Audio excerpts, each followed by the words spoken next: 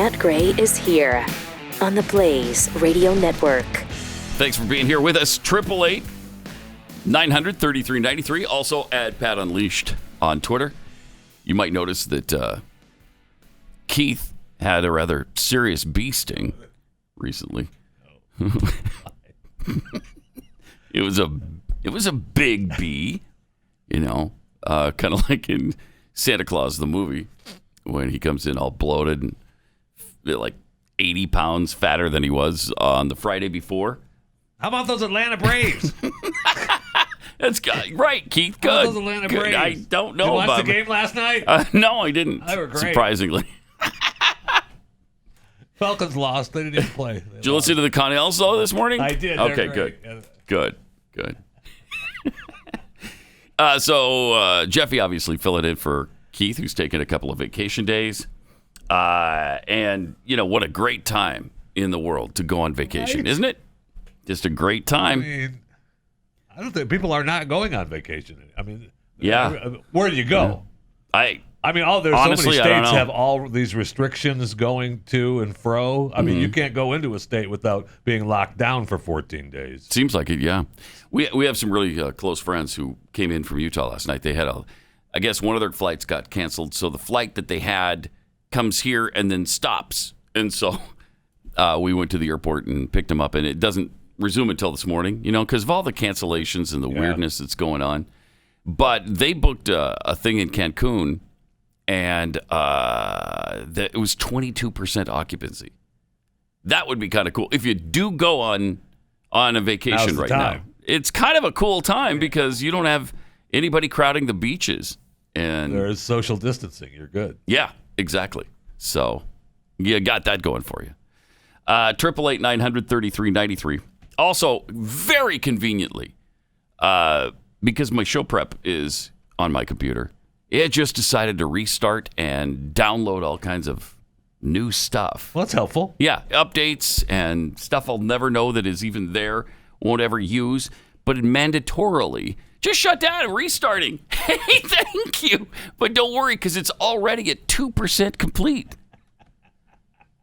So I would think by 8:30, 9 o'clock, it might be at 4%. It might be at 4%. Quit your whining. Well, look at that. It's working on updates now. Good. Yeah, so, I mean, it's already. So don't turn off my computer. Does it even let you do that? If this is like it's communism. The fact that it just shuts down on its own and decides when that's going to happen. It normally gives you a warning. Does it? Normally gives you but not always. I don't think it always does, because I don't remember telling it was okay to restart itself right before my show. Pretty sure I wouldn't have said that's okay. That wouldn't have been a choice? No. Really? No, not my first one anyway. Okay. Not my first choice. So we had this really fun. This is kind of cool because we're gonna get into the presidential election a little bit. We've got Biden working on deciding who his vice president is going to be. They're talking about when they're going to do debates, if and when, who's going to moderate. So there's a lot of stuff that's starting to crank up because we are less than 90 days away from the election now. Right. Look at that. We're within 90 days. I think it's 86 or 87 right now. Yeah, I mean, it's under 90 days, which is just seems like that's I can't believe we're here. Yeah. Incredible. Yeah. And so Biden's out actually campaigning, and every time he does, you just realize, guy's not all there. He's just not. Come on, man. All no there. way. That's why I was surprised this particular tweet was from the Cleveland Indians instead of Joe Biden. Let me read it to you. They just tweeted, "If for you and it could field was and you for it was to be, should you for $10,000, would you do it?" Wait, what? What? If for you and it could field was and you for it was to be, should you for $10,000, would you do it? I'm not really sure, to tell you the truth. I don't quite know how to answer that. I guess that's been that's made the rounds it throughout has. several over several years. Oh, has it really? Around sports. Yeah, there were Madden and somebody else actually tried to diagram it on their telestrator. So is it a real thing from the Cleveland Indians, or is that where it started, or it's just a made-up thing? It's a made-up thing that they try to have the sports announcers do. Oh, okay. And the telestrator. I think Madden, and I forget who the other guy was. I was looking to see if I could find his name real quick. Mike Fratello. Both tried to diagram the sentence on their telestrators, and according to this, both gave up. So you would think, it was either tweeted, not necessarily by the Cleveland Indians, if it was real, but maybe Joe Biden, and even more likely, maybe Al Sharpton. It's one of those. Yes. And we must much about that be committed kind of thing. Right. And we know that we know for sure that Booger McFarland couldn't have done it on Monday Night Football. It looks as though they've made the they have taken the they made the change. It looks like they've made the choice that Pat Unleashed program gave them to flick the booger. So I believe they have done that. My Flick the Booger campaign worked. I think it did. Yes, you have a campaign that actually worked. Foreigner to the Hall of Fame has not worked, and that's been a crusade for quite some time. Yeah. But Flick the Booger, which we just started 6 or 8 months ago, did work. Looks like it has worked. Looks like they're going to have Steve Levy, Brian Greasy, and Louis Riddick, and then as a second team, Chris Fowler and Kirk Herbstreit, because maybe college football doesn't happen. And even if it does, love they throw that. Chris and Kirk in there. Yeah, Levy's not bad. That's pretty good. And Brian Greasy. Yeah, he's okay. He's not bad. And then as a backup, you got Chris Fowler and Kirk Herbstreit. Fowler and Herbstreit. That's a pretty solid backup. Those two are probably they should have been the main. Arguably the best. Yeah, right? But that's college football. Right. And they're not going to take them away from their mainstay. No way. True. But that's awesome that they finally did something campaign work with it, because the Flick the Booger campaign. Wow, how about that? All right. 888-900-3393 and at Pat Unleashed on Twitter. Now, if we could just flick the Fauci, we'd be all set. But that's not going to happen. Say Fauci of DCC is still out there and speaking until he's blue in the face, and the guy talks till he's hoarse, and everybody listens to every word that flows out of his face because he's so brilliant and he's always been right. Or the opposite of that. I'm not sure which. Has he ever been right? Even in the 80s. I mean, some of the things he did and said and decisions he made when we were supposedly battling the AIDS epidemic in the early days. Right. Some of those decisions were incredibly questionable and a little bit fishy in some cases. But he was being interviewed by Sanjay Gupta, and then they were taking some questions from people online, and somebody asked him about, well, okay, what are you doing that's, first of all, how did this go so badly when we're the United States of America? And, and we've got a worse situation than most countries on earth. And secondly, what happens if we have another pandemic? Are you better prepared for it now? Here's what he had to say. Dr. Fauci, the title of this series is When Public Health Means Business. And thus far, it seems like we haven't meant business at all. The United States has 4% of the world's population, but 25% of the world's COVID cases and deaths. Pause it for a second. By the way, quick update, 24% on my computer now. 24. So we're skyrocketing through the update, just so you know. All right, let's see the rest of this. Affluent and influential. That is a catastrophe. My question is, knowing what you now know, what would you do differently before the next pandemic or during it? Okay. Well, I think there's two parts of that question, sir. One is, how we might explain how this happened and what I would do different, and then what you would do different for the next pandemic. I think preparedness, we put together a pandemic preparedness plan as we were trying to respond to the threat of the pre-pandemic bird flu back in 2005. And again, it was a plan that was a reasonable plan.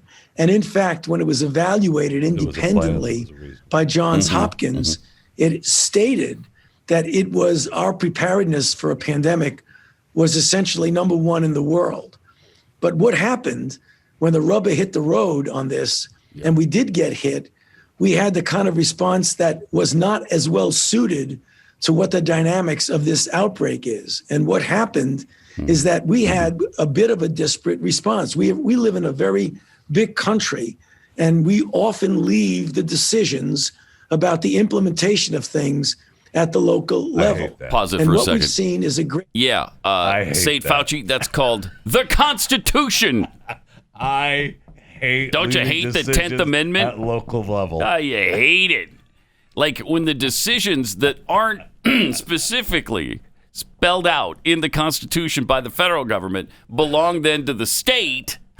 We often leave them to the state or a local municipality. What insanity! Who would do that? He just talked about the structure that the founders set up.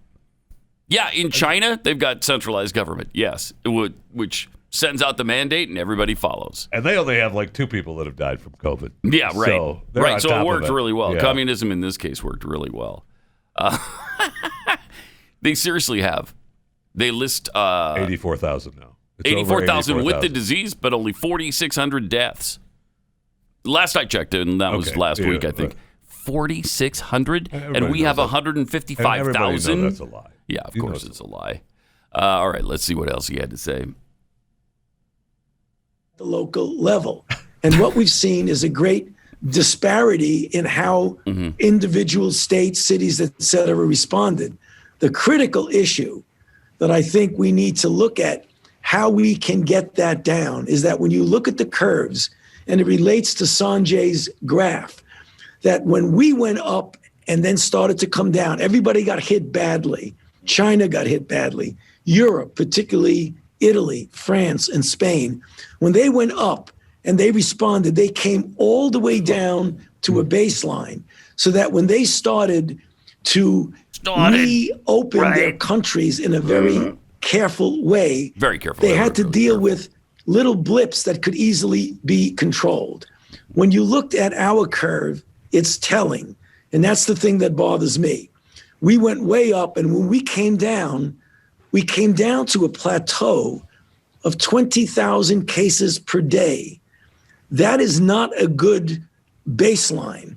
We needed to get further down so that as we went along over weeks and months, we stayed at 20,000 per day. Some parts of the country did very well. They came up and they came way down.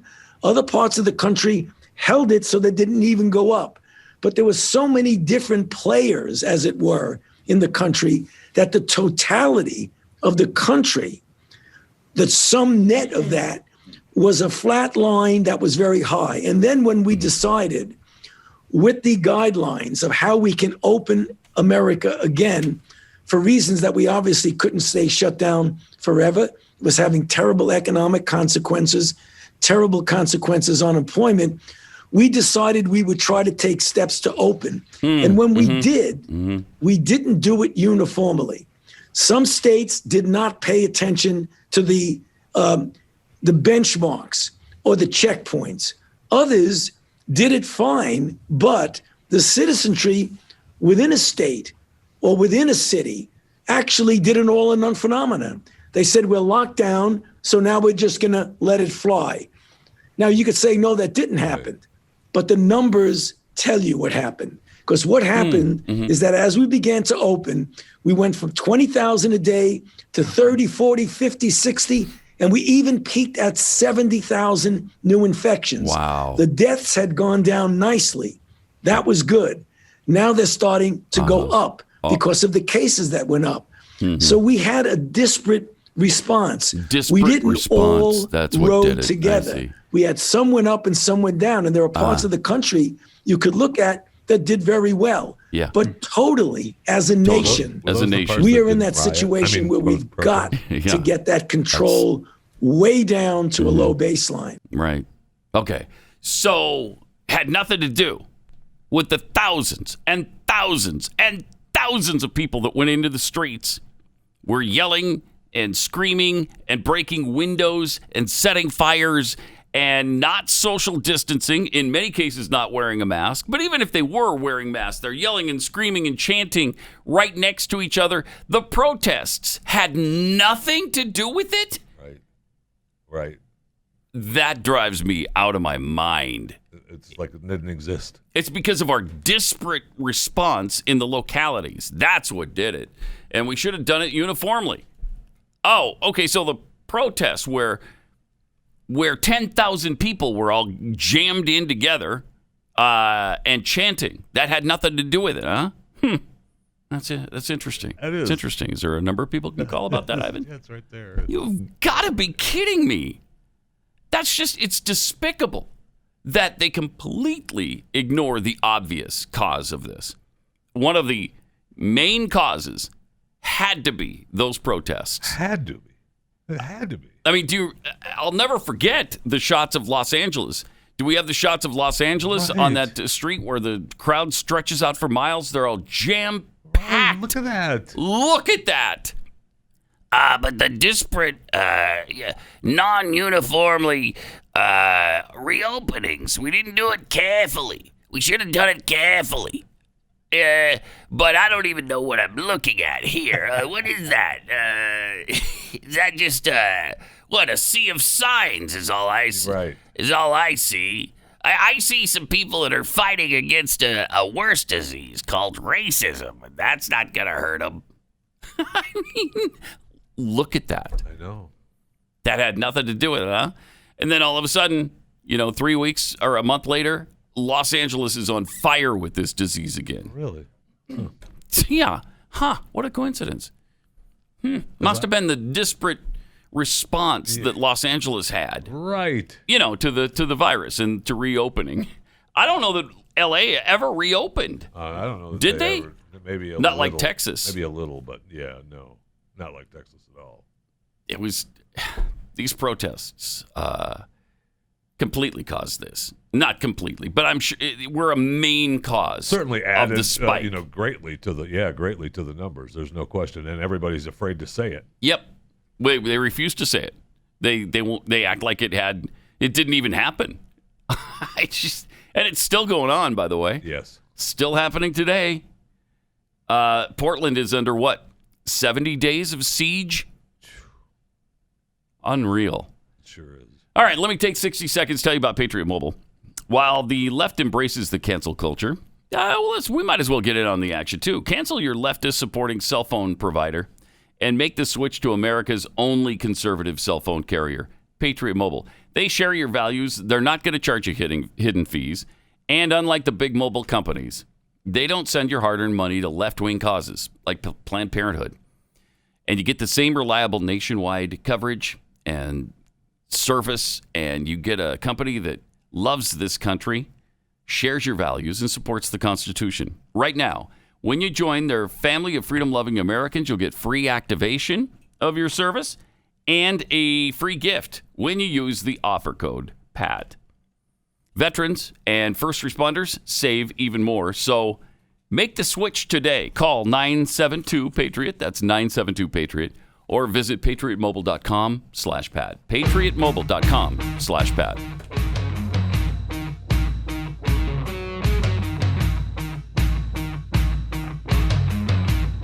Pat Gray. Welcome to it. You believe it's Thursday already? It's the weeks go by so fast. I can't get my head around it.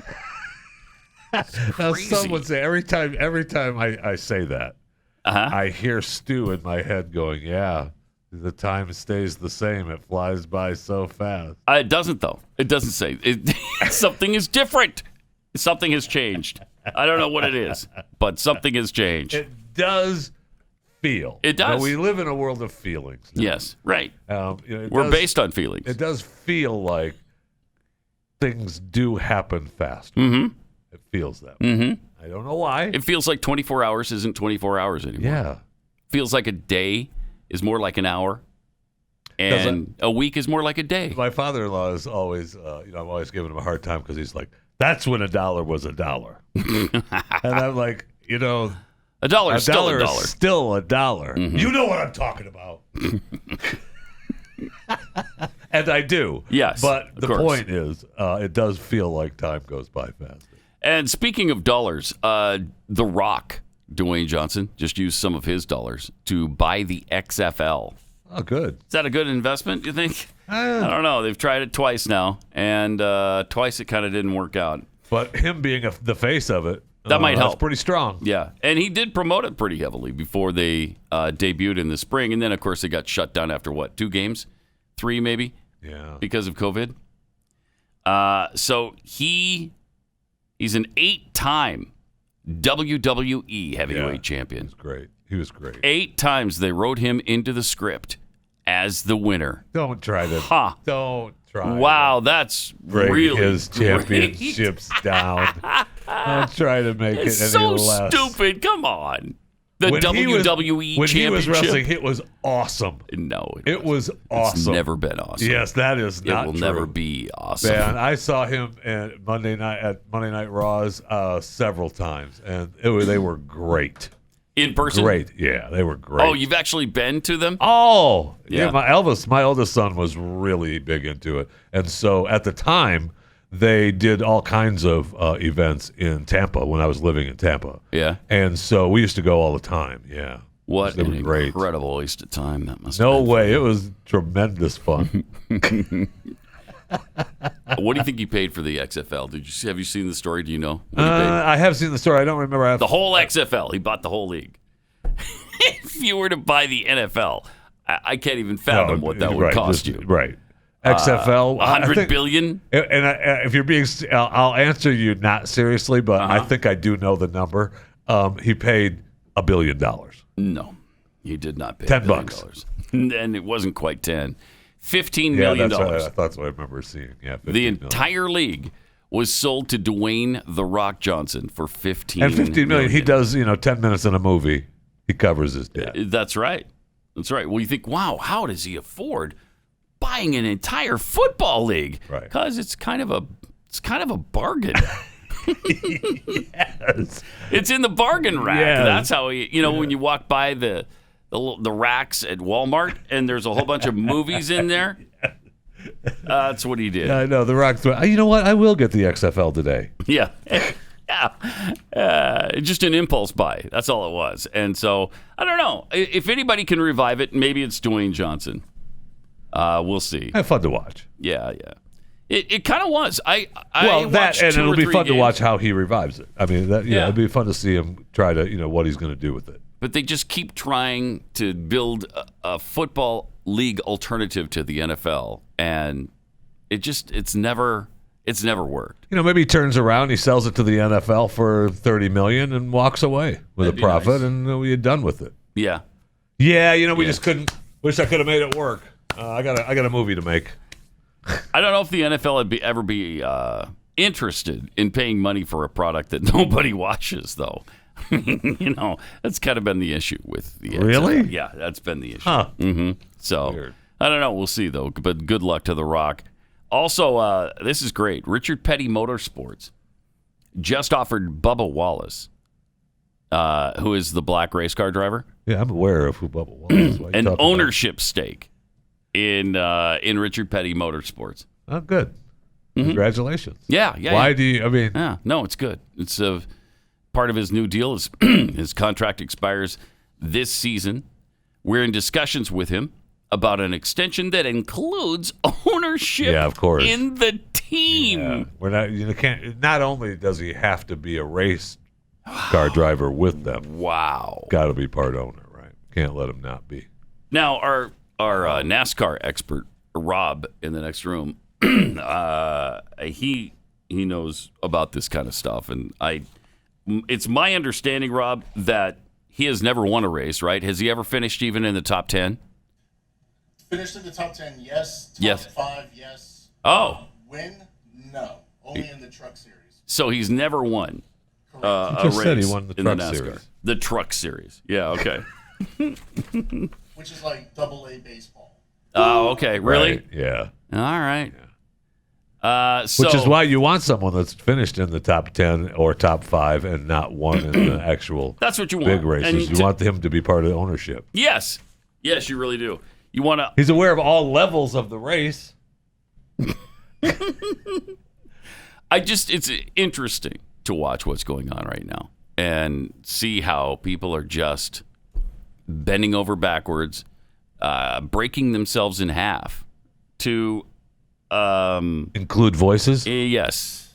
To make more voices heard? Yes. Okay. That's exactly right. Those were the words I was looking for, Jeffy. Thank you. You're welcome, Thank you, yeah. because I think that's what's going on, my friend. Yes, that is what's going on. We're looking for more voices. We're going to give you one of those voices in a few minutes. We don't have time before the break, but Oprah Winfrey, you're going to love her voice and what she is saying right now about more voices or less voices, or the voices that we're sick of listening to, like voices from Whitey. I'm tired of Whitey. So Oprah Winfrey, spent years creating this brand of inclusion, of everyone can succeed. Sure. And she's kind of personified that, right? Yeah. Coming from nowhere, and now she's a billionaire. Huh. But I mean, she's multi. Oh yeah. I don't know how much Oprah's worth today exactly. A lot, over $1 billion. I would say, yeah, a lot. She's worth a lot. Yeah, I mean, she has a few homes to go away to. Mm-hmm. She doesn't necessarily live in the same dump like the rest of us, right? And so you'd think that someone like that would be welcoming to others. You would think that, wouldn't you? And want to help and say, you can do it too. Gosh darn it. Right. Get out there. Instead of it's impossible for you because of Whitey or whatever. You can listen to what she has to say and decide for yourself what exactly she is saying. But really, Whitey's responsible for a lot of things. We've held back a lot of people, and we're still holding them back. Now, you might think you're not, but you are. So I don't want to hear your whining or your belly aching about it. Doesn't matter what you think. Okay, you're a bad person. You're evil, and you've been holding people back, and I'm sick of it. And so is Oprah, I think. So she's talking about it now. We are definitely there. And it is interesting when you talk about. I see questions all the time of what we can do to be more inclusive with bringing in more Latinx voices, more African American voices. So the days of merit, and every time I see a question like that, I would think, well, I would let them attempt to create an audience, and then if they do, great, then they've got some success. Exactly. But that's not really what they're doing.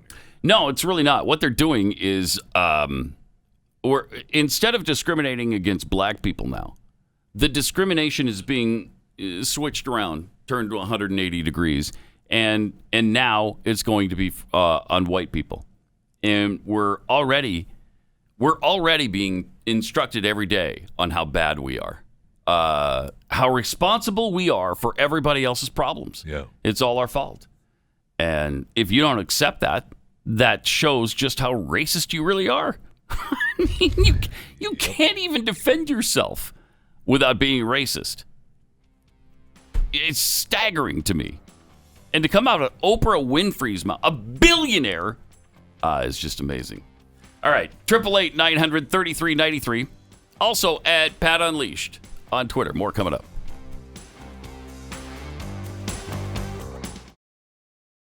Pat Gray is here. It's true. I am. So is Jeffy. Filling in for Keith today and tomorrow. Is it next week too, or is he back next week? You know, Pat, I honestly don't know. Do you care? Do you? Very little. Okay. If I find out sometime in the next couple of days that he's not going to return, I'll be here. I see. Okay, that makes sense. That's good. Thank you for that. You're welcome. All right, we were talking about Oprah and her little get-together. I don't know. She had some kind of special, and she was talking about people's whiteness and the white privilege. Yeah. And it's about time.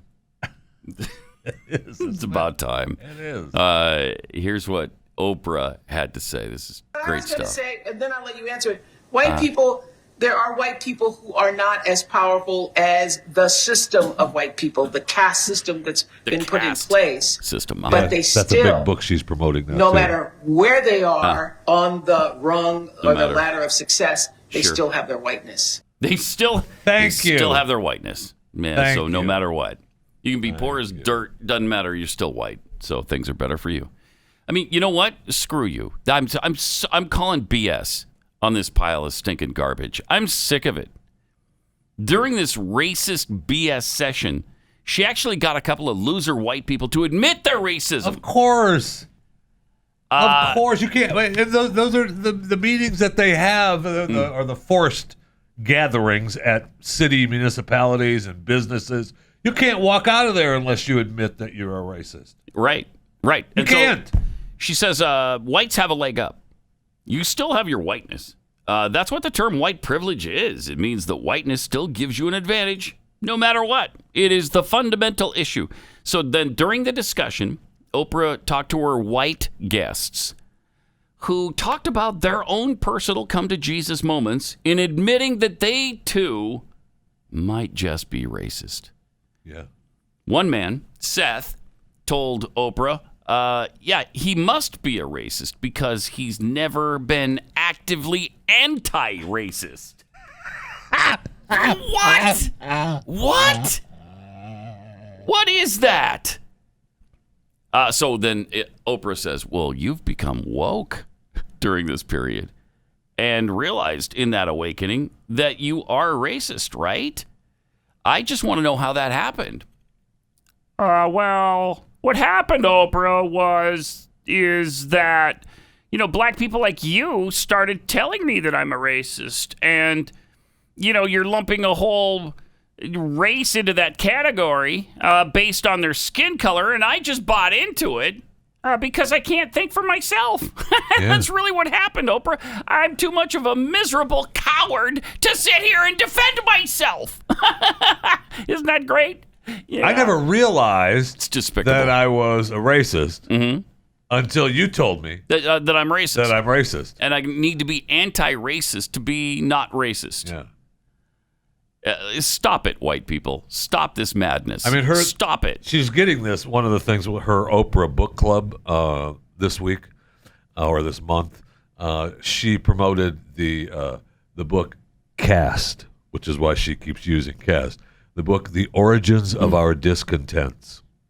Unspoken caste system that has shaped America and shows how our lives today are still defined by a hierarchy of human division. How fascinating that is. Coming from a stinking billionaire black woman. $2.5 billion. A woman and a black woman, and she's worth $2.5 billion. Born in a small town in Mississippi. How did you get out of that caste system? How'd that happen? We let one slip through the cracks, I guess. Right, we're so racist. We Damn can't catch them all. Yeah, we can't. We throw that tuna net out there, and we catch as many as we can. We do. Dang it. And occasionally we catch a few dolphins, in white people. Sometimes we accidentally catch a few white people and keep them out of the top rung of the caste system. But and then every once in a while, one of the people we don't want to be with us will slip through and even sometimes exceed anything we can possibly dream Thankfully, you've realized that. Yeah. Now that I'm woke you've now. succeeded. Now I'm woke. Now that you've succeeded and you've looked back at that caste system and realized, oh, you know what? This is despicable stuff. It really is. What is this but the same racism, the exact same racism they're fighting against? It's now just being directed at us. It's not right, and it's not okay. And if we don't stand up to it, we're going to be dang sorry very, very soon. Really sorry. It's unacceptable. Fortunately, there have been some blacks who have stood up and said the same thing. That's madness. and they've told Oprah that it's disgusting what she's saying. I mean, it's a pack of garbage is what it is. And it's amazing that she's willing to... I know. I don't know what happened. Wow. I don't know what happened because for so long, at least I thought, for so long, that she was part of this group that at least was trying to uplift. Yeah, everybody. Right? Everyone. Right. Yes. Right. So everyone has an opportunity. That doesn't seem to be the message now. Nope. No, she's got a whole different direction now. They'll be at your gates too. So I don't know why you're trying. Yeah. When the Antifa crowd comes, they're not going to skip over her. Oh, that's Oprah. Yeah, okay. She's a billionaire. Billionaires are evil. We've been told that a million times by the AOCs of the world. There shouldn't be billionaires. There shouldn't be them, and she is one. So, how do you justify that? How do you rectify that situation? I just it's beyond anything I don't think a year ago I would have believed that this is possible. I mean, look at what they're doing right now. Even people like Oprah Winfrey, the most successful monetarily probably black woman certainly in the country, I would think. She's got to be one of, I don't know, top 5 at least. Yeah. She's got to be. And there's a caste system. Uniformly loved, at least was. Yeah, she uniformly loved around the country and the world. This either says that she's so confident that nobody's going to stand up to this, or she just doesn't care anymore because she's made hers, she's where she needs to be, and now she can really say how she feels. Maybe that's what it is. I don't know. I don't know, but it's despicable. Despicable. And I'm not just going to roll over and play dead for it. It's just, we got to stand up to it. Otherwise, we're going to be very, very sorry down the line. Also, Kelly Loeffler, she's a U.S. Senator from Georgia, and she is also the owner of the WNBA's Atlanta Dream. She's a little unhappy now about some of her investment? Yeah. Well, the players on her team showed up wearing T-shirts with their opponent's name on it. So they're campaigning essentially for her opponent because she said something about Black Lives Matter being Marxist, and she doesn't want any part of it. And so now they're pissed, and they're taking it out on her. I mean, pull the plug. Yes, exactly. Exactly. She wrote a letter to WNBA Commissioner Kathy Engelbert asking the league to reverse its decision to emblazon team jerseys with Black Lives Matter and say her name and replace the statements with American flags. Why? Again, because BLM, the organization, is a Marxist organization and one that is fighting against the nuclear family. And so she's paying for it with her team showing up on the court with her opponent's name on it. Wow. She's the owner of the stinking... Now, you might think, what, is she made of money? She bought a WNBA team? Right? That had to set her back, I don't know, what, $38, $39? I bet you The Rock paid more for the XFL. Oh, by far.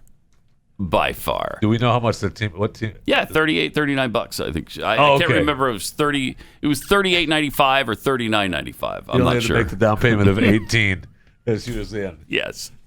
Yeah, she paid in 2.5 monthly installments of 18, and then it was hers. That's a good deal, actually. Yeah. Well, maybe not. Well, because then you end up with the WNBA team. That's true. And then what are you going to do? All right, let me take 60 seconds to tell you about Keeps. If you're losing your hair, there is a way to stop that process. It works for about 90% of the men who use it. There are 2 FDA-approved products, and Keeps offers the generic versions of those. So that right there is going to save you a lot of money. But also, they take all the hassle out of it. You don't have to go to a doctor's office and go through a bunch of questions and things. You just sit on your couch, probably, not in it. Well, maybe sit on it. Well, yeah, you could get in it if you want, lift up the cushions, get underneath. It's up to you, really.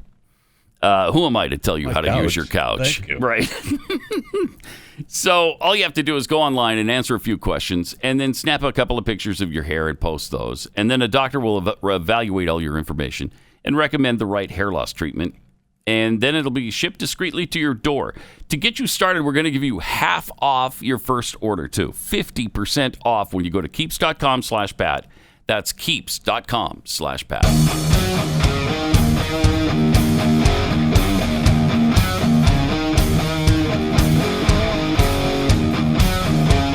Pat Gray Unleashed.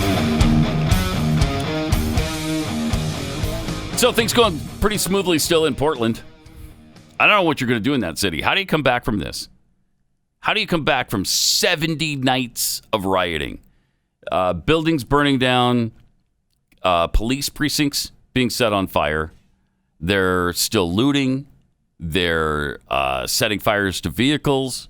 They're destroying private property. And they're starting to walk through neighborhoods and chant and threaten and commit vandalism.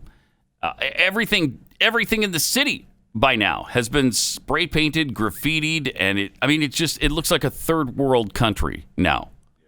Portland has been virtually destroyed. I don't know how they do it. I mean, there's a new Gallup poll out now that talks about how the numbers of Black Americans wanting police to spend the same amount of time or more in their neighborhoods. So, that is a shift. Now, I mean, we're actually starting to see people say, I'm not that big a fan of people destroying things. Yeah, maybe getting rid of the police wasn't exactly the right thing to do. I don't know. Now there's nobody to protect us. No, the guys that kept my business from getting smashed and looted, those aren't that bad of guys. Right. Maybe we want them to stick around just a little while longer. But here's a look at some of what's going on in Portland right now. Just 30 minutes ago, Portland police released new information about the protests in North Portland last night outside of the Portland Police Association building. And they declared that situation a riot around 1:30 this morning. That is after they say that protesters broke into the Portland Police Association building, damaged the office, and then set fire to that building. Portland police say that break-in is under investigation. Portland police say that they are also investigating someone firing shots at a nearby convenience store around 12:30. That happens.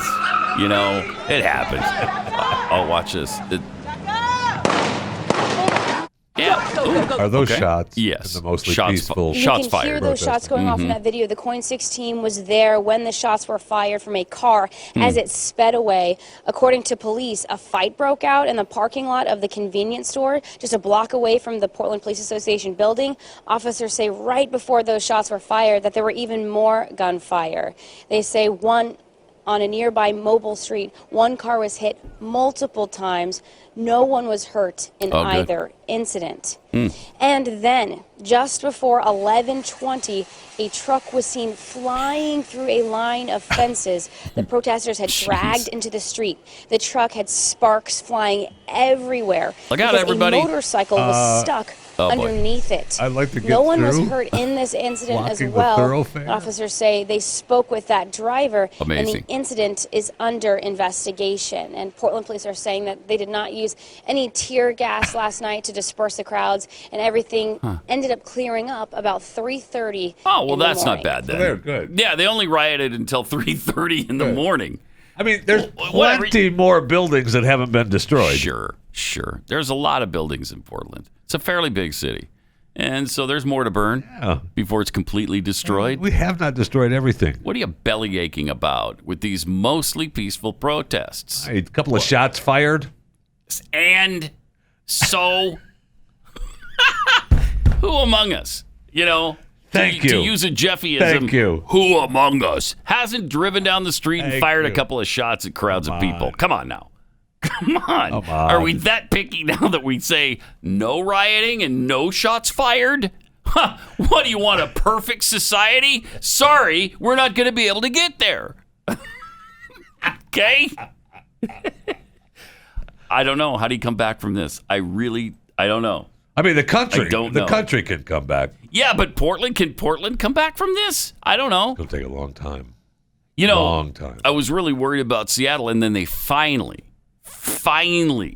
retook control of their city. Well, they're pissed because they're starting to attack the leaders, right? That's what did it. Yeah. When you went to the mayor's house, okay, now you've gone too far. And now they went to the one city council lady's house, and she's pissed. In Seattle? Yeah. And she's saying, they don't like it their when they come to meeting, your she's house. like, this is ridiculous. This is going on. They're at my house. They're in my yard. They're in my neighborhood. Right. This is ridiculous. Yeah. Oh, really? That's funny how that happened, isn't it? Isn't that weird? You didn't care about any of the businesses that were being those looted people and that was destroyed. okay for them. Yeah, that was fine. People are just blowing off some steam downtown. What are you, a racist? Let them blow off some steam. They're pissed. Right. Leave them alone. They're not doing anything. They're mostly peaceful. Right. Until 11:30, 12 at night. Then they only riot till 3:30. It's not like they rioted till dawn. Well, that was in Portland. They did riot till dawn. Oh, that's Seattle. That is true. All right, I take it back. Never mind. Still, it's fine, right? It's until fine. until Leave they them come alone. to your house. Yeah. And when they're in your front yard, different story. The night they said they were coming to my house, or a house like mine, I was pretty prepared just in case. I mean, people are getting in trouble, right? I mean, we've got the people in Missouri. Mm-hmm. We've got the guy in L.A. who greeted the Black Lives Matter movement at his front door with a weapon. A black Didn't man, shoot by the anyone. way. Nope. Just welcomed them at the door like, what are you doing at my house? Get off my porch. He's being charged now. Yes, right. I mean, it's out of control. Sure is. It's out of control. But we're making the apocalypse fun. Oh, yeah, that's right. So stick with us. Yeah, with your much weapons. more coming up.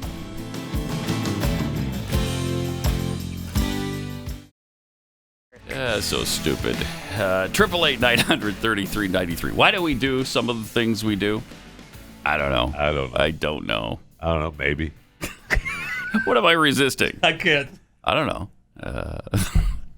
The institutionalization of the human psyche, or the manufacture of something or other. I don't know. Maybe. I don't know. Maybe. I gotta. What was it? In whose conception? Under what paradigm? Under what paradigm? You know. I'm just resisting. What am I resisting? I don't know. The collectivization of manufacture. The institutionalization of the human psyche. I'm not sure. I don't know. But I can tell you one thing. This is a symbol of reversibility that can never eradicate the gun from the earth. There you go. Okay, so that's deep. That's your deep thought for the day. Okay. Thank you. We had the other one in the fake Cleveland Indians tweet. That was a pretty deep thought. Right. As well. Yes, it was. So. Yes, it was. This one actually made more sense than that one. Did it? Yeah. Okay. Yeah. I don't understand either of them, so I wasn't sure. But why are you resisting? No, I don't know. What am I resisting? I don't know. Is it the collectivization of manufacture? Is it the institutionalization of the human psyche? I'm not sure. Dude, I don't know. Go bring your 3D gun, okay? Just. He's gotten himself into some little hot water. Yeah, too, he has over the years. Over the 3D gun and other things. And other things, yes. Other things. Mm-hmm. Mm-hmm. Other things. You can look it up for yourself. All right. There's a student at Fordham who used to be at Fordham. Now he's suing Fordham for kicking him out. Kicked him out of school over a social media post. But it was such a terrible post. You won't believe what this guy. Are you going to be able to say it? Or? Well, I hesitate to, but I'm going to see. And maybe it'll have to be bleeped. Okay. But he's a Chinese immigrant, and so his name is Austin Tong. And what he did was share a photo of himself holding a legally owned gun on Instagram to honor the 1989 Tiananmen Square massacre. Oh. How dare you? Universities don't necessarily like that, though. No, they don't. The school also took issue with the post that was apparently critical of Black Lives Matter. How is this person still walking around free? How is he free? I don't know. Huh. Wow. I don't know. His lawsuit insists that the school discriminated against him and attempted to suppress his First Amendment rights. That sounds about what they did. Sounds like what they did. even though a significant motivation for Tong's social media post was his desire to recognize a historically significant event for Chinese Americans.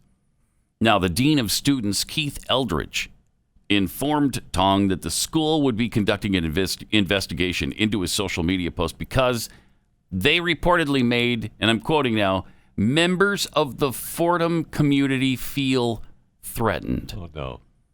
If these pathetic little darlings feel threatened when they're not being threatened in any way, they're the ones who should be tossed out of school and sent back home to their mommies. Please, can we get a grip on this? Agreed. Can we please? By all that is holy, for the holy love of Pete, whoever Pete is, can we get a grip on this stuff? Yeah, of course, the answer is no. The answer is absolutely no. No, we can't. And it's going to get worse if a Democrat gets elected anytime in the future to the presidency. It can't be, not just 2020. My contention is, again, Democrats can never again be elected as president of the United States. They're too extreme. They're too radical. They're too far left.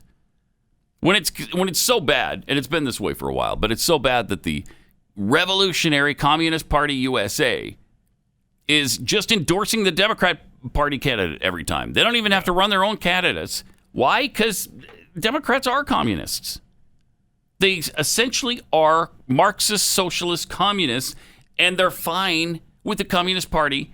They share so much in common that they just say, yeah, we endorse Joe Biden, which they just did again this week. It's amazing. Well, I mean, universities are all over, so are businesses, but universities all over are just tearing down history and just eliminating history, right? Yeah. I mean, the University of Buffalo is getting rid of something that, well, I mean, thank God.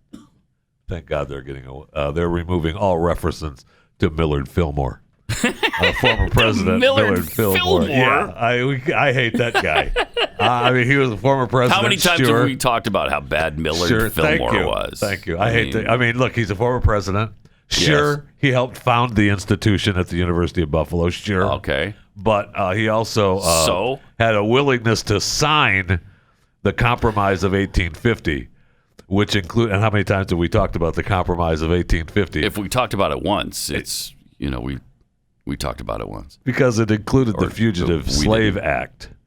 And that his name, we can't even say his name. I don't want to see his name. I don't want to see his picture. Nothing. Well, I say we dig him up and kill him again and then put him back in the ground. That's what we ought to do to Millard Fillmore. Thankfully, I could go to Buffalo again because I know that the University of Buffalo has scrapped Millard Fillmore. That's been stopping you. I know you've said that a number of times. I want to go to Buffalo this weekend, but not as long as Millard Fillmore is there. And I'm like, Millard Fillmore's dead, Jeffy. Yeah, it doesn't matter. His memory lives on. Doesn't matter. Did Some of the buildings. Did you know that he signed the Compromise of 1850? I mean, wow. I know. Look, that included the Fugitive Slave Act, my friend. I know. In 1850, okay? Yeah, okay. So get rid of him. Yes. He's gone. Gone. We're scrubbing everything. Now, some might say he's been gone for 140 years, but that's not enough. No, it's not. Okay. It is not enough. It is not enough. Look, the university is committed to fight systemic racism. Thank heaven. Good. And by getting rid of any mention or any picture of Millard Fillmore, that's their way of helping. Good. Well, that's going to fix things because a lot of people have suffered because of Millard Fillmore. Thank you. In the 21st century. Thank you. There's a lot of people who would have great jobs right now in beautiful homes and fabulous spouses if it weren't for that freaking Millard Fillmore. Damn him. I was going to get my PhD, but Millard Fillmore. If only it weren't for Millard Fillmore, I could be a successful person in life. Thank you. Thank you. Every day I have to walk by the Millard Fillmore building at the university, and I can't. And every day I fall down and convulse as I try to pass by. And I wind up crawling the rest of the way to get away from it. So bad. So bad. I don't understand. Finally, they're taking some decisive, they're taking action. Positive action. Good. Thank you. Help with systemic racism. University of Buffalo? Is it? Yeah, okay. All right, great. Because like I said, so many people suffer every day in the year 2020 over Millard Fillmore. That's my point. What a world. 888-900-3393. A guy tried to fill Millard Fillmore's seat, the presidency. Joe Biden yesterday was talking about his China policy. This is good stuff. I think you're going to like this. This might turn you around on the Trump thing. Oh, okay. No, it's okay. Now I've swung back to Biden. Check this out. The way China will respond is when we gather the rest of the world that, in fact, believes in free and in open trade and making sure that we're in a position that the world that we deal with WHO the right way. WHO. That in fact, that's when things begin to change. Of course, that's when China's behavior is going to change. Okay. Right. What? So that's his policy right there, and you're like, wow, that's solid. That's a solid China policy. Who you voting for now? Who you voting for now? Well, if you have a brain in your head, it's Joe Biden. Thank you. Am I right? Thank you. On the China policy alone. Yes. On the China policy alone, and some people I have been asking, about his cognitive abilities, and Trump has made that is focused on that a little bit. Yeah. In fact, so have many people.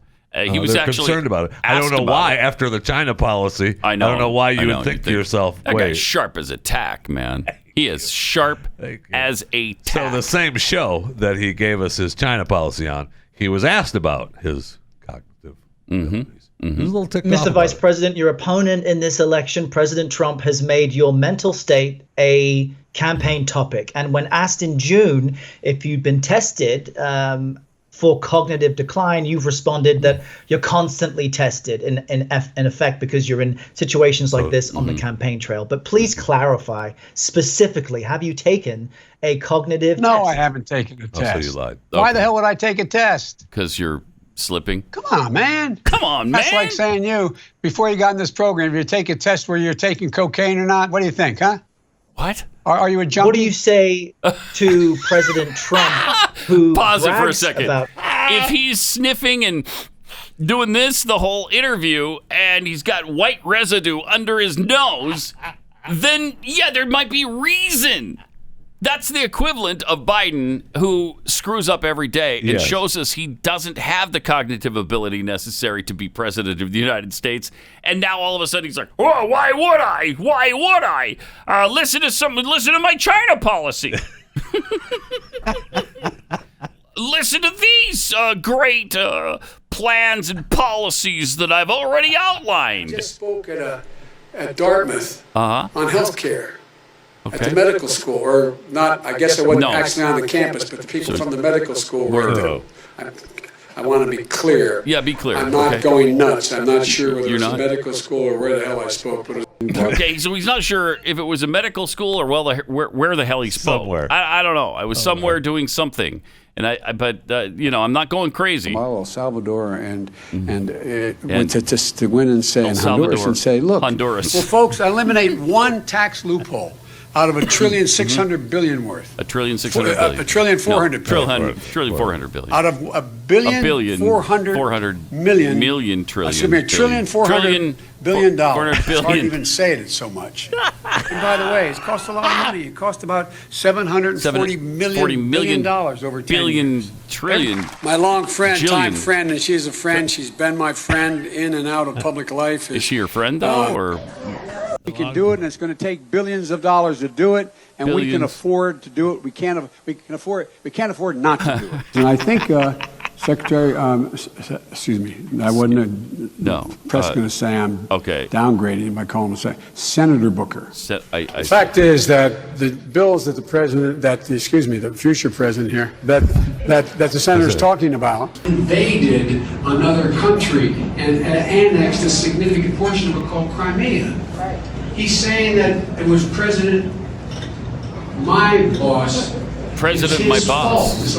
And they say, "You're going to take my shotgun." I said, "I have 3. I now have 5 because my son died, 5. and I have 3 of his." 3 of his, and you had 3 of That's yours. 5 shotguns. That's 5 shotguns. Have a There you go. mechanism to control drug prices. You know, it's not. We're no longer using chemical-based things. All this thing we're dealing with cancers and other issues relating to the immune system are bio-oriented. And what? NATO. The only people who entitled to rewards are stockholders. Ladies and gentlemen, he is deliberately and completely ignoring the legitimate authority of the Congress, and he's doing what he does with the complicity. We also know we need teachers. My wife is a full-time teacher, taught all during being vice president. We choose truth over facts. Why would he take a cognitive test? Why would he? Why would he? Right. By the way, you know, I sit on the stand. And it get hot. I got hairy legs. You got hairy legs. That turn blonde in the sun. Okay. And the kids used to come up and reach in the pool and rub my leg down. And you so let it was straight, and then watch the hair come back up again. They look at it. So I learned about roaches. I learned about kids jumping on my lap. You learned about roaches? And I've loved kids jumping on my lap. on his lap? And he's loved kids jumping on his lap. So why would he take a cognitive test? Why? And he goes on in that interview that we paused to really be decisive on what he's going to say to President Trump over the cognitive test. Let's hear it. Why the hell would I take a test? Why would you? Right? Come on, man. That's like saying before you got in this program, you take a test where you're taking cocaine or not. What do you think, huh? You a junkie? Are you a junkie? What do you say to President Trump, who brags about his test and makes your mental state an issue for voters? Oh, that's funny. Well, if he can't figure out the difference between an elephant and a lion, I don't know what the hell he's talking about.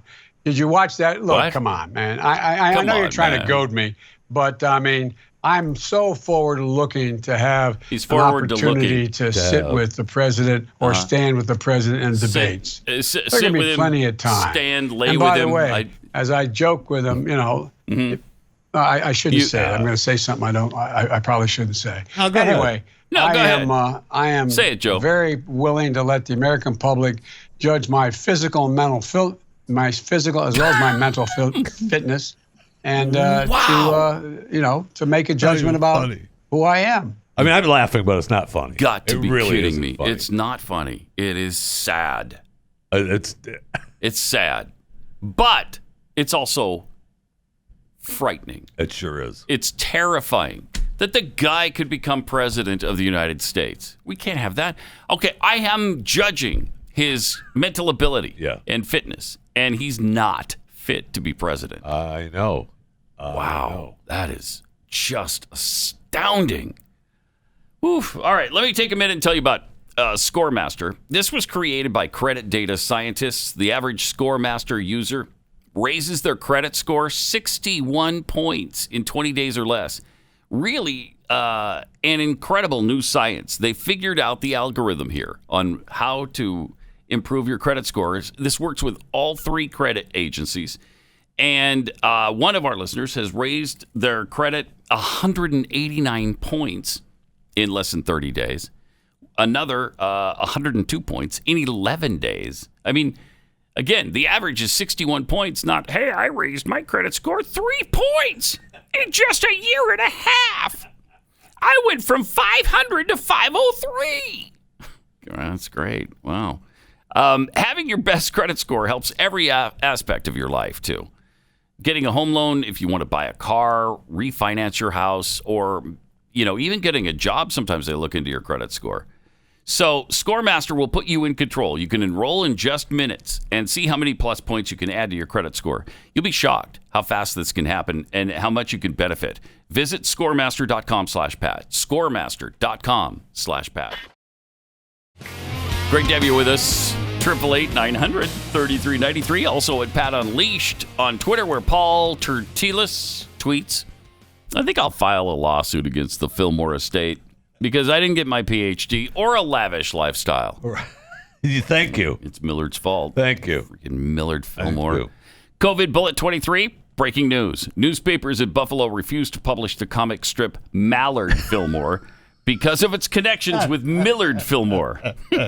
Nobody wants anything to do with Millard anymore. No. You know, I know the University of Buffalo added a couple of names. Also, it's Millard Fillmore and then two other names, James O. Putnam and Peter B. Porter, who I don't know who these people are, but they were instrumental in creating the University of Buffalo. They're gone, too. It's about time. They're gone, too. We can't have any. Finally. Duct Tape Freak tweets, I had to do a report on Millard Fillmore in the second grade. He had to pick a president out of a hat. I can't remember a single thing I learned about him except that he was the 13th president. Most forgettable president? No. Millard is. No way. He's seared into our minds. Seared. Thank you.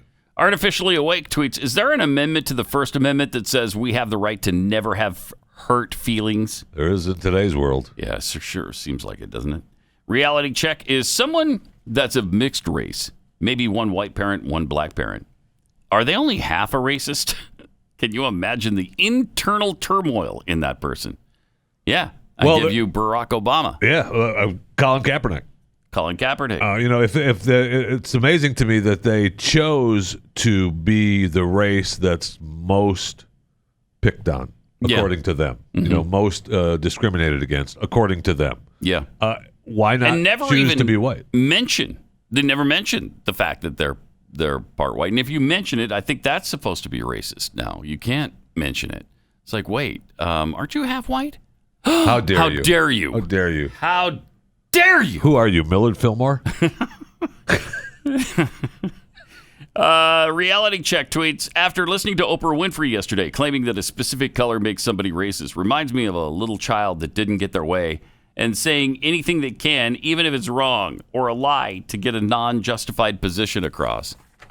Yeah, and we got to stand up to it. It's just, we can't let that lay. 888-900-3393, also at Pat Unleashed on Twitter. We also had we did the Biden on taking a test, didn't we? Yes. Yes, we did. And we showed you. Why would he take a test? Why? Why would he take a test? I don't even understand the question. Neither does he. I don't even understand it. Neither does he. And we had Joe tell. I mean, we showed you how good he will be at president by his China policy. Right. And we also ran down a number of other things that Joe has said over the years. And recently, within the recent, most of that stuff that we aired, frightening as it is, wasn't that long ago. Oh, yeah. By the way, wasn't that long ago. And in that clip where he talks about the cognitive test, he also says that everybody lets it go, but he says, of course I didn't take a test. Well, the question was, you said you take them all the time. Yeah. So have you? So obviously they're setting up, they know he hasn't. They know he lied about it. They're giving him the out to say that, no, of course not. Right. And his one of his spokespeople, Kate Bedingfield, said the same thing. That she was asked about it on Fox News yesterday. Here's what she said about the cognitive test. This came up the other day in that press conference he held, first time in 89 days. And the question came from Doug McElway. And when he was asked about it, he said, I've been tested with regard to cognitive ability, and I'm constantly tested. I just didn't know what that test entailed, Kate. Well, first of all, he's been tested every single day that he's been on the campaign trail. You know, he went through 12 debates in the Democratic primary. He defeated 25 other candidates to become the Democratic nominee. Got it. Just to be clear, this wasn't a mental test that he took then, right? You're talking about being tested in life. Being tested, being out on the campaign trail every day, running for president of the United States. But this is really blah. Shut up. You guys lied, and both of you have admitted it now. Yeah. So thank you. Yeah, we got it. You're liars. If you can't tell the difference between an elephant and a lion, come on, man. So stupid. But yesterday was not a great day for the presidential candidates. Here was Donald Trump talking about Yosemite Park. We want every American child to have access to pristine outdoor spaces. Right. When young Americans experience the breathtaking beauty of the Grand Canyon, beautiful. When their eyes widen Tremendous. in amazement as Old Faithful bursts into the sky. When they gaze upon Yosemites, I'm sorry, towering what? sequoias, their love of country grows stronger, and they know that every American has truly a duty to preserve this wondrous inheritance. But I do have the best words. And that's what they're doing, and that's what we're doing. We're preserving an incredible inheritance. All right. One of the best words I have is Yosemites. That's one of my best words. Yeah, so, I mean, there's that. I read that. It didn't come off as bad. Pat Gray. Only on the Blaze Radio Network. All right, everything's fine. When young Americans experience the breathtaking beauty of the Grand Canyon. It's beautiful. It's their tremendous. Eyes widen in amazement as Old Faithful when they look at the Yosemites burst into the sky. When they gaze upon Yosemites, towering sequoias, their love of country. When they gaze upon Yosemites, towering sequoias, their love of... He got it right. Yeah, he got sequoias right. That was good. That was good. Please send help. We're in deep trouble right now. Please send help. Whether angels on high, aliens from another planet, please just send help. We need it right now. Amen. Amen. Oof, man. All right, we got some tweets and some cattle. We're driving to the town. But the tweets at Pat Unleashed, Jeffy's droopy thong. Ick. People should just stop paying taxes. If everyone did this, it would take eons for the government to sort through that mess. Plus, they'd have less money to keep and hire people to sort through. Yeah. And agreed. Yeah. Agreed. It's called jail time, though. That's why a lot of people don't just start doing that. You first, and then we'll see how that goes. That's the problem. Yeah, I know. I know it is. That's why we need a flat tax. That's why we need. Yeah. Let's go flat tax, fair tax. We can have that debate. Petty officer, that's something we don't even mention much. No, we don't. We don't. With all the stuff going on, there are some tax solutions that would really help. And nobody's talking about the fact that Joe Biden is talking about raising taxes by trillions of dollars. He's even going to raise the death tax, which is immoral and unconscionable to me. You pay your whole life, and then at the end of your life, after you've paid taxes on everything you own, now you also owe the government half of everything you have. Why? Why do they deserve that? No, thank you. Why are they entitled to that? They're not. It's unbelievable. And Pat, I mean, unbelievable. I've told you to stop talking about it, but nobody is talking about. We have not turned off the printing press. No, we haven't. The printing press is. We just continue to keep it oiled so it doesn't break down. Right. And they continue to talk about. I mean, we're gonna have more coming within the next couple of days. Yeah. Because they're gonna bail out more everybody stimulus else again. More bailouts. Yeah. Petty Officer America tweets, did Joe Biden just ask a black news anchor if he was a crackhead? Thank you. If Trump had said the cocaine, what are you, a junkie line, that would be the headline. Yes, it would. Yes, There's no doubt about that. That's great. Nice catch on that. Replace Joe Biden with Donald Trump in that interview. Trump, no, he doesn't get away with that. Right, exactly. From night squats, I can't tell if I'm listening to Joe Biden or if I'm just having several strokes at once. Yeah, it is hard, isn't it? It's hard. The humanity tweets, but has Joe been to Manaraniarawa?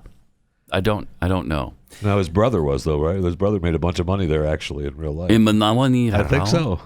Huh. That family, man, that's amazing. COVID bullet. When you have to clarify that you aren't going crazy when stumbling while talking, you may be going crazy. From Comrade Snoobage, we need to out all presidents, especially James K. Polk. Yes. Whoa. Was he was James? Wow. Was that one of our James K. Polk Tuesday facts? I don't. I don't think so. I don't think James K. Polk did anything to warrant being called a racist. Yeah, I don't think it had anything to do with systemic racism, but it's possible. Thunder61 tweets, it's getting to the point Jill Biden should be impeached for allowing this to happen to her incompetent husband. This is just sad. Yep, that's why we need the help. We need help sent soon. From Poppycock, it wasn't an elephant and a lion, Joe. It was a rhino and a lion. That's right. On the cognitive test. That's right. Yeah. So he screwed that up, too. It was Cuomo that called it an elephant, right? Yes. Remember, it was Cuomo that screwed it up, too. Oh, Don Lemon. Did? Yeah. Okay, don't talk down to me. I'm just guessing, okay? I don't remember. Kara3022 tweets, every time Joe says, come on, man, you know it's BS. No kidding. Social distancing ghost. Where does James K. Polk fall on the forgettable president's list? Very near the top. Very near. Actually, I was looking at the timeline. He may have been a big part of it. Really? Yeah. Of racism? Yeah. I mean, he served. We're mad at Millard for the 1850 compromise, and Polk was just before Millard, right, in 1849. So he was a big part of that racist family. Plus, he went to war with Mexico. Yeah. Okay. Oh. Yeah. Mm-hmm. Kicked their butt sideways under Polk. That's right. Kicked their butt sideways. We weren't taking none of that with James K. Polk. Right. That's right. From Tampa, Ken. So has Jeffy been to Lone Peak? Has he been to Triple Peak on Mars? You probably don't understand that reference. It happened during the Glenn show yesterday. Yeah, we'll explain that later. Landrew, are you of the body? Tweets, when will we see the university started by Huggy Bear? Right. That's a Starsky and Hutch reference? Yeah. Wow, nice. My grandfather. Yeah, you told me that was used to watch told you that was a good movie? Yes, he used to watch that all the time. Yeah. Your grandfather did? Yeah. Huh. Yeah. Okay. Yeah, with Huggy Bear, the the police informant, as the pimp. Mm-hmm. Well, you seem to remember what your grandfather told you about. He talked about it nonstop. Did he? Talked about it nonstop. Okay, well, no wonder then. He loved that show at the time. It was a great show. I loved Starsky and Hutch. That was one of my favorite shows when I was a kid. It was top-notch show back then. It was awesome. Yeah. They had a cool car with a racing stripe. Right. The Starsky and Hutch show, yes. Remember David Soul? He was one of the actors. Yes, David Soul. He was Starsky, I think, or Hutch. I don't know. He was one of them. I don't remember which one was He was. I think he was Starsky, but I'm not sure. But he came out with that song, "Don't Give Up on Us, Baby." Yes. Remember that? Big hit for David. Big hit. Don't give up on us, baby. One of the worst songs David ever Soul recorded. Coming at you from Starsky and Hutch this morning. Coming up on the All Request Lunch Hour, some David Soul. Make sure you call and get those requests in early. And if you do, if you're caller number 7 right now, you'll get a free lunch at Hardee's. Tomorrow we're giving away double prizes, a free lube from Harry's Auto and an Arby's and Jamocha shake. Wow, a Jamocha shake? Yeah, Arby's. That's huge. Yeah, right? That's huge. With the lube? Thank you. With the free lube from Harry's Auto. Come on, that's almost too much. You know, I know. That's almost too much. Well, to say it's lunchtime all request. You can't do that every day. That's maybe a once a month thing. You could throw out a double win like that. All right, 888-900-3393. Something interesting from Senator Cruz yesterday. He's got this. Was this on his podcast or was this as a senator? This was going on. Well, he had a hearing set up as part of a subcommittee hearing on Antifa and First Amendment rights. I don't know why they won't. What is the First Amendment rights? What is the love these Democrats have with Antifa or Antifa? That's his point, right? Yeah, I mean, that's his point with with the freedom of speech is that it's the right to peaceably assemble. Right. Here's that exchange. And now there are all these attacks about Black Lives Matter and what they're saying. I mean, how many of us even think that defunding police departments should be taken literally? I mean, I certainly don't. You don't? So, Many we have do. this pesky thing called freedom of speech.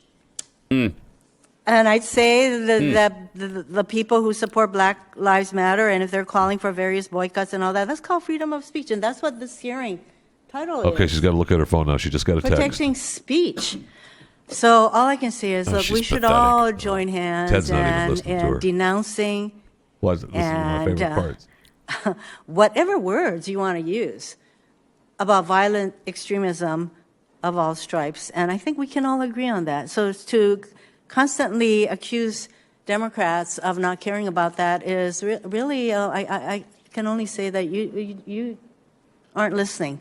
So I hope this is the end of this hearing, Mr. Chairman, and that we don't have to listen to any more of your rhetorical speeches. Thank you very much. I'm leaving. Oh, all right. Well, I appreciate the, as always, kind and uplifting words of Senator Hirono. That's great. And I would also note that throughout her remarks, she still did not say a negative word about Antifa, nor has any Democrat here. I know. They instead engage in a political game where they depend. You're welcome to say something negative about Antifa right now. Oh, she's no, I've already got my stuff in my hand. I gotta go. Okay. You're not listening. Declined to speak, so that is the position of the Democratic Party. Love it. Nice. Way to pin her down. I know. That's great. I know. That's good stuff right there. No, I got an armful of stuff. I gotta go. Look at the time. There's a thing. I just got a text when I was in the middle of speaking. Yeah, and they're telling me it's time to go. I gotta run. Wish I could. I'd like to stay and say negative things, but I can't. So I won't. I mean, don't take it literally. Don't take it literally when we say defund the police department. All she's got is "You're not listening. You're not listening." Oh wow. No, we're listening. We just. Nothing coming out of your mouth that's negative about Antifa. And she's agonizing. Oh, she is. She is horrific. I mean, oof. They all are, but she's among the leaders. She's one of the top. She is, man. Agonizing-ism. She's a senator. Yeah, it's hard to believe. Senator. All right. If you're trying to sell your home, you know what a challenge that can be. You need a really good realtor to get you through the process. If you need the house painted, they can take you through that. What do you need that for? First of all, I just want to stop you. So what do you need that for? Because if you're like me, you purchased a house in the past and you had to move and you sold it for a lot less money than you purchased it for. I mean, that's what you want to do, right? No, that's not what you want to do. You want to sell it for more than you purchased. People do that? As a rule, yeah. So they purchase a house, Yeah. and with the help of some sort of professional, yes, you can actually make money on your home. I don't believe it. That's a weird concept, isn't it? It's strange, but they can get you through this.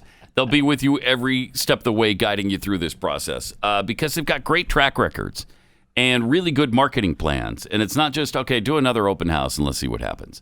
They don't just throw stuff at the wall. They know what they're doing. These agents, this is Glenn's company, so these agents have been carefully vetted. And the same goes for buying a home. When you choose your agent through Real Estate Agents I Trust, you partner yourself with a competitive winning machine. Real Estate Agents I Trust, the name says it all. Go to realestateagentsitrust.com. That's realestateagentsitrust.com. It's Pat Gray Unleashed on the Blaze. And welcome to it. 888-900-3393. Also at Pat Unleashed on Twitter. Got this other video about white people. We're learning a lot about white people today. And I appreciate that from the Oprah Winfreys of the world. We're being taught about our whiteness. Thank you. And how bad a thing it is. Just, I hate me. Don't you hate you? I do. I hate you, and I hate me. Oh, okay. Well, if you hate you, too, that's okay. Because we're all, I mean, that's the icky white people. Well, that's the new Me Too. Yeah. Right, it is. It's the new Me Too. Yeah. The white privilege thing and the white fragility is the new Me Too of the moment. Yeah. Well, maybe it's just you two. No, that's a rock band. That'd be a good band name. It is one. It is a band name. So we're already there on that one. I'm not talking about the letter of the number. Anyway. Okay, so white people talking about their privilege written all over their faces. Check this out.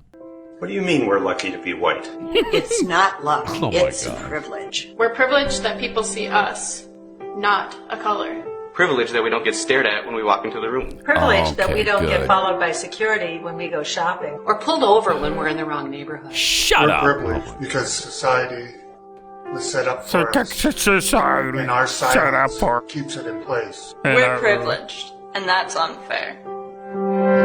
Oh my gosh. Me too.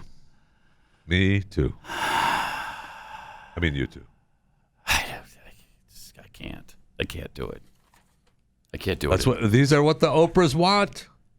And they're getting it. They're getting it from all these complicit compliant, cowardly white people who are writing stuff with markers on their faces and doing asinine ads like that. It's embarrassing. It's ridiculous. It's despicable. We don't have to cave into this. In order to lift up and make sure that people of color, which used to be a bad thing to say, but now I guess it's perfectly fine. Right? Perfectly fine. People of color. Well, what color are they? I don't know. There are all kinds of colors, I guess. The whole color of the rainbow. But we don't. So now they're part of the LGBTQIA plus community. And yes, they are. Black Lives Matter is all about just that, the LGBTQIA2 plus community. But you don't have to tear down whites in order to build up the other races. It doesn't have to be this way. I don't know why. Why is this happening now? Well, that's the mindset, though, right? We have to tear. Yeah, we got to tear us down. It's the same with the United States of America. We're tearing it down to get us to the level of the rest of the world. Well, that's not how it works, because it shouldn't be. It is. It is how it's working right now. That's what's happening. And we're going to be sorry once it's all done. Once the United States is torn down, who's going to help? No place else. There's no place else. There's no other beacon of freedom like the United States of America with its Constitution, with its founding of freedom. Its founding, by the way, wasn't in 1619 under slavery. Its founding was based on the Declaration of Independence in the U.S. Constitution. And that's why we have succeeded for 246 years. Instead, now we're trying to tear us down and get to the level of everybody else on the planet who didn't have the same freedom and the same ideas and offer people the same opportunity. So who's going to do that? China? And many of these places, by the way, who were trying to tear the country down to reach where they're at, continue to want to come here. Yeah. For some reason. Strange, isn't it? It is strange. Huh. It is strange it's such a bad place. Why does everybody want to come here still? Because I could be wrong on this. It's very possible that I could be wrong. But people are not breaking down fences to get to Managua, Nicaragua. Are you sure about that? I don't know. That's what I'm saying. I'm not sure. I wonder if there's satellite imaging that we could check and see, if the borders, the borders of Managua and Nicaragua are really crowded with people trying to. I'm sure the space station or one of the Google satellites has a. Yeah, we could train it on the border has it. Yeah, Nicaragua. All right. Also, all of this garbage is, fortunately, spilling into Texas as well. Carroll ISD in Southlake, Texas. One of the wealthiest locales in the country. Their school board is voting on a cultural competence action plan. Good. Finally. Good. Finally.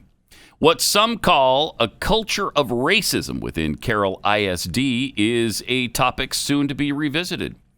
Up for a vote is a $425,000 budget item. A cultural competence action plan. Oh, my gosh. Created in part by the district's diversity council. I didn't realize Southlake had a diversity council. That's great. I'm glad to hear it. I really am. Among its several recommendations, it calls for expanding use of an app for reporting inappropriate acts, like several social media posts that surfaced in recent years showing students blatantly using racial slurs.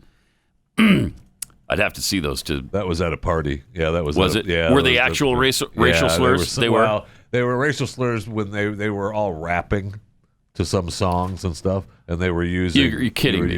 No, they were using. So they were singing a rap song though, or rapping a song. If I remember the whole story, yes, that was it. That they were all singing, quoting rap songs. Yes. And that was horrific. We couldn't watch it, and it was terrible. So, okay. I mean, it's a lot about awareness. I don't think a lot of people realize just how traumatizing a lot of these experiences can be, and how at the same time it could be so common amongst almost all the students of color who go to this school. That's what one person pushing for, this agenda said. Okay. Are they voting on this on which of the 3 multi-million-dollar campuses? Yeah, are for they one voting school. on this? Yeah, for. I just wondered. and at one of the multi-million-dollar campuses, they're already building new buildings on it. Right. There's been under construction for a year and a half. Uh-huh. I don't know which building they're using to vote on this. Their football stadium ain't bad either. Houses about 15,000 people. It's beautiful, and it's not. They're not all together. You know how high schools usually have. You have the school and you have the stadium. That's impossible. Yeah. We got to be. We can't have that. Well, it's too spread out. It's too big a campus. I mean, there's like almost. I think there's like 4,000 kids that go to South Lake Carroll. Yeah, that's probably. So they've got multiple campuses. They have 2 huge school campuses and then the stadium campus, right? Yeah, they're also adding on to their aquatic area or something. The swimming area. That land that school is on has their aquatic building on. Okay, but that's the one I'm talking about. That they're building. Now, what was the aquatic area like at your high school, Jeffy? Because mine was less than adequate. To swim in. I will say that. I will say we didn't have a separate aquatic building. You didn't? No. We did. Whenever it rained really hard, there was a pothole out in the parking lot that got almost deep enough to be knee level. So you had a separate aquatic center. We had a separate aquatic area. Yeah. And it was beautiful. It really was. Have you been in there? I have. I have not been in. It's beautiful. Is it? Oh yeah, it's really nice. 2 stories. Nice. It's really nice. It's really. It looks nice from the outside. Huge Olympic size. That might even be bigger than an Olympic sized pool. It's beautiful. Yeah, it's really nice. Well, they shouldn't have all that. Probably. Is that what we're deciding? I hope so. Is that what we're deciding? Because I don't know what the Cultural Competence Action Plan entails exactly. Well, that's what I'm wondering. I'm wondering if they're just going to knock down the new building that they built and suffer through it without it.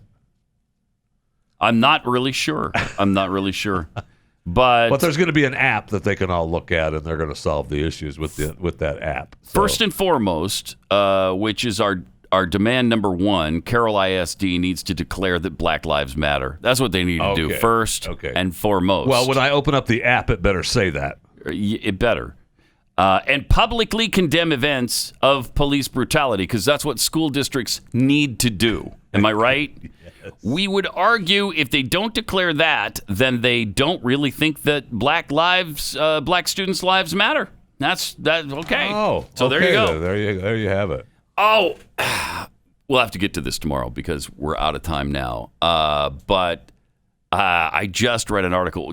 Have you read about the Pac-12 players' demands? Yes. Did we talk about that when you were here Wednesday, or was it yesterday?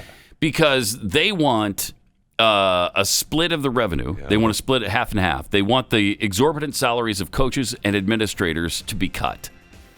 And they want an end to racial injustice in sports and in society. Solved. Done.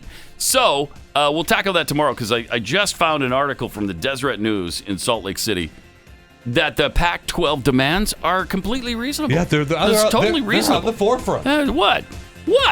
An end to racial injustice? That's doable by the Pac-12. Pat Gray, only on the Blaze Radio Network.